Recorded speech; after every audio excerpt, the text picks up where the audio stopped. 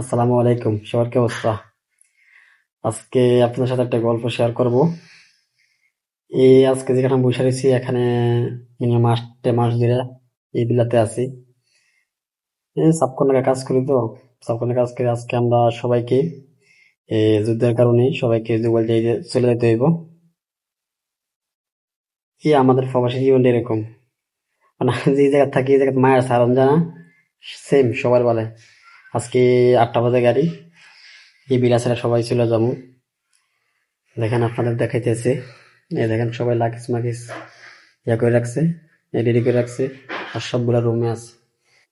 এটাই রুমের ভিতরের অংশ। এই কষ্ট কাকে দেখাবেন? এই প্রবাসী জিন্দিগিটা এরকম, এখান থেকে এখানে, এখান থেকে এখানে, এখান থেকে এখানে, এটাই বাস্তবতা। তাই সবাই আমরা রুম রুম সাবান টাবান রেডি করে নিয়েছি, ইনশাল্লাহ চলে যাবো। বুঝতে পারছেন, এটাই প্রবাসী মিলে আড্ডা উড্ডা মারতাম। বুঝতে পারছেন, আড্ডা উড্ডা মারতাম। এই এই 3 রুমে মিনিমাম প্রতি রুমে 6 জন করে আমরা থাকি। বলে লাভ নাই, সবারই মিস করলাম ইনশাআল্লাহ। এটাই সবার জীবন। যারা প্রবাসে আছে তারা বুঝতে পারবে, বা যারা সাব কন্ট্রাক্ট বা দালালে আনে বা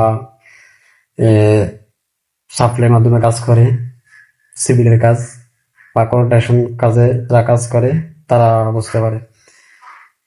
কোনো জায়গা 2 বছরও কাটান যায়, কোনো জায়গাতে 1 মাসও কাটায়, এরকমই আর কি।